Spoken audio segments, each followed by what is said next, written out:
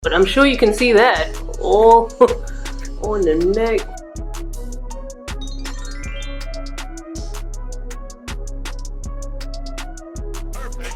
Hey guys, welcome back to the Style and Beauty Doctor on YouTube, and in today's video I'm going to show you a demo of an at-home dermaplaning. We're going to talk about dermaplaning, why it's good, why you might want to try it, why you shouldn't try it.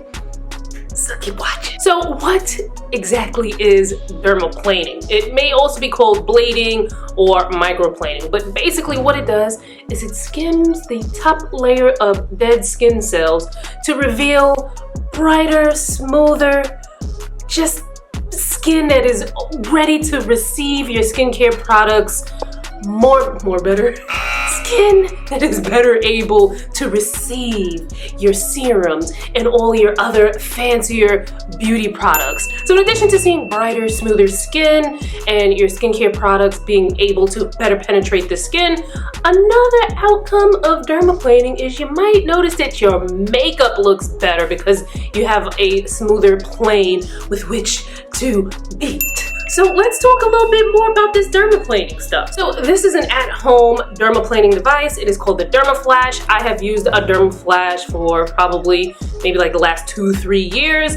This is a newer device. I think this came out maybe last year or a year and a half ago. This is the 2.0. So I am not a stranger to the dermaplaning. You can do dermaplaning at home with an at-home device, but one of the more common, and if you're looking to get the maximum type of results from dermaplaning, you can also get it done with an esthetician or a dermatologist. So at home, you probably won't get the same kind of results that you would if you went to an esthetician or a dermatologist, but I still like some of the results that I get from using a device like the Dermaflash. All right, so let us get into actually doing the Dermaflash, because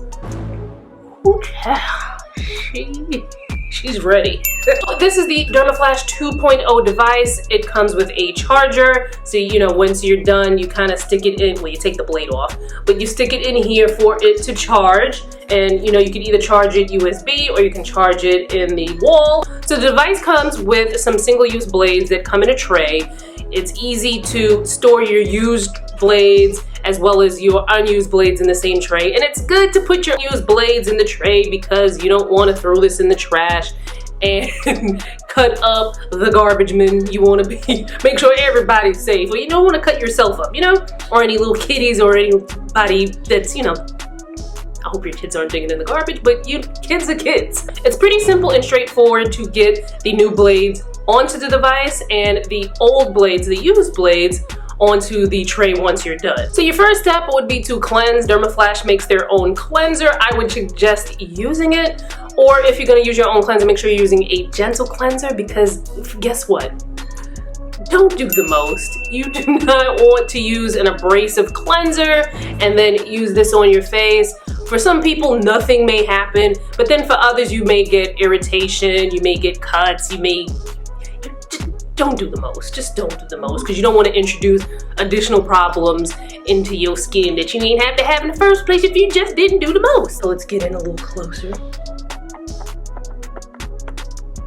Now my skin, I ain't gonna lie, my skin is pretty smooth, you know what I'm saying? It's already pretty smooth from jump, you know what I'm saying? Then you're going. But there are things that try to block my shine, like dead skin cells accumulating on the surface and facial hair. Because facial hair kind of creates a shadow, and then all those shadows on the face, it's like it's blocking the shine, it's blocking the radiance. Now I do get laser hair removal, and make sure you check out my laser hair removal videos, but laser hair removal is permanent reduction, so it reduces the growth of the hair. I'm still in treatment. As a matter of fact, I was supposed to go today, but the corona, I didn't want to get on the train. So I don't know when I'm gonna reschedule, because I'm like, I don't know if I want to get on the trains during the corona, So check out those videos and you'll learn more about laser hair removal. But in between sessions, the hair does grow back, and I do like to use the Dermaflash for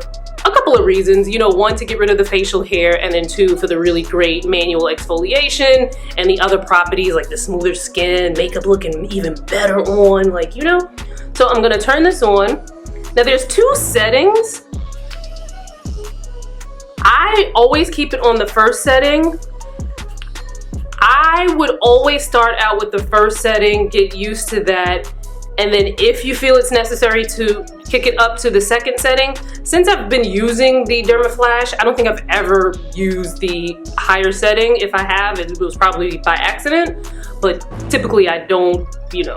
So you're gonna do this in a downward motion, and then you wanna hold the skin taut. Now this might be a little difficult for me because I need to be able to see what I'm doing, but I also need both hands. So I'm gonna try and use the screen on my camera. So if I'm like all like this, my bad. And then also because, you know, listen man, there's some things that happens in your 30s that you don't realize.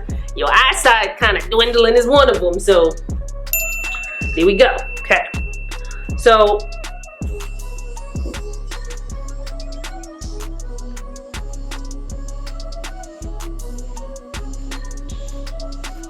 I don't know that you can see.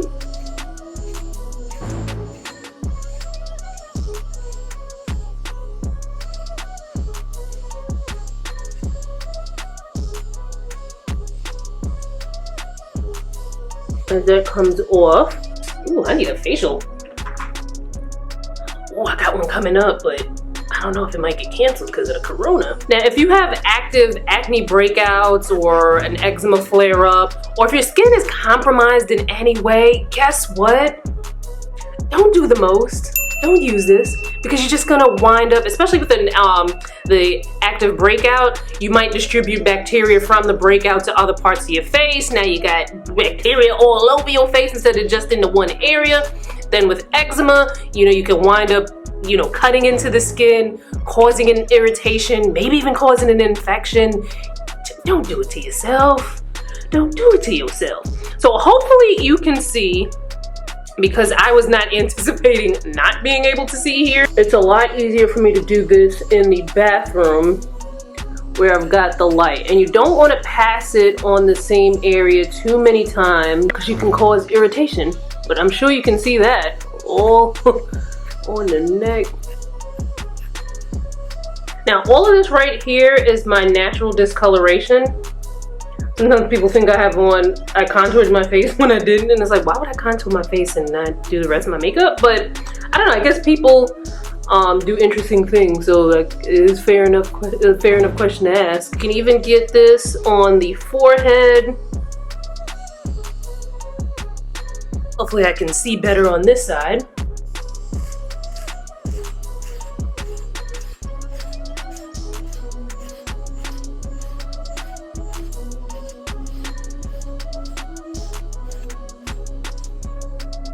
Now, when you're doing this, you definitely want to hold your skin taut. I need a third hand because I need to see see in the mirror, hold it, and then hold my hand. It's a little difficult, but you know, you definitely want to hold the skin taut so that you don't accidentally tear the skin, cause any irritation.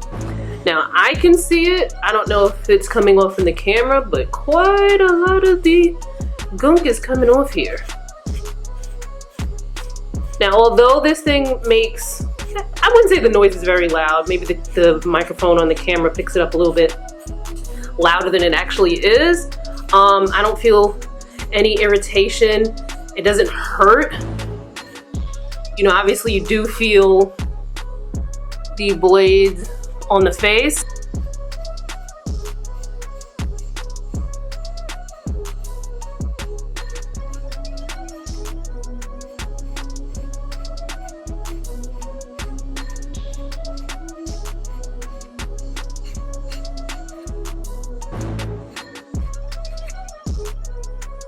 But it doesn't hurt.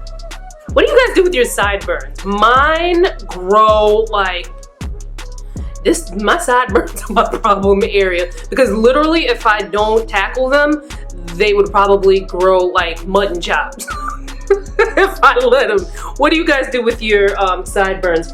So I usually, you know, kind of trim them to up to like, you know, up to there. Sometimes I go even higher up. Sometimes I sometimes I just let them hang all the way down. Let me know what you do with your sideburns in the comments. Now, this you might be able to see, like, you know, the hair that's coming off there. Some of the salon treatments you might see, you know, it might look a little bit more intense, you know, but obviously an at-home device is not going to be as intense as something that is used by the professionals. I do not dermaflash my brows. I do try to get my forehead, but I do not touch my brows. I let my longtime friend and brow threader Rajni handle the brows. I don't even touch it. I try not to touch my brows myself. Sometimes I might need to pluck a little bit because, you know, I'm in between appointments, but for the most part, I do not touch my brows. So do not dermaflash with the brows.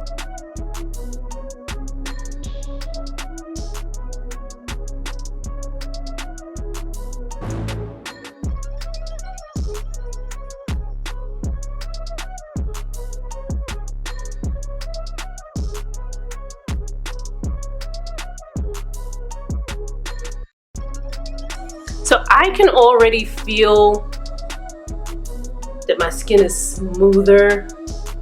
Hopefully that showed on camera. Sometimes, because I do get a little chest hair, sometimes actually, I ain't gonna lie to y'all, I get a lot of chest hair. So I'll take it to the chest hairs too, but I'm not gonna show y'all that on camera because I don't know what kind of girl you think I am. After you are done dermaflashing, you move on to the Dermaflash moisturizer. This is something that you put on. It helps to soothe the skin. So I'm just going to put this all over my face. And if you are going out after, obviously you put on your sunscreen as well.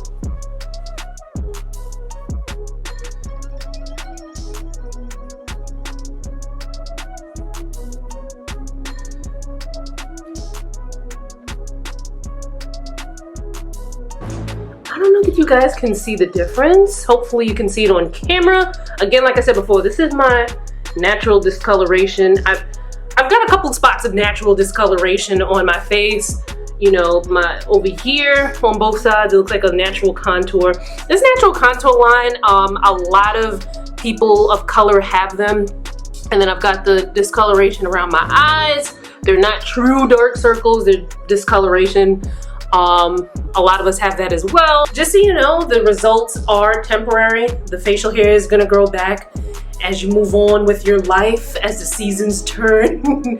Your skin is still gonna do its own self-regeneration process, and as that slows, sometimes either by age or because it's cold, you're gonna see some accumulation of dead skin cells. So the results are temporary, but they're nice. Now it's your turn to do the talking in the comments. Have you ever used an at-home dermaplaning device like the Dermaflash? If you use the Dermaflash or if it was something else, let me know in the comments. Have you ever gone to an esthetician or a dermatologist to get dermaplaning? Let me know that as well. I haven't done dermaplaning at an esthetician or a dermatologist yet. I do need to go for a facial.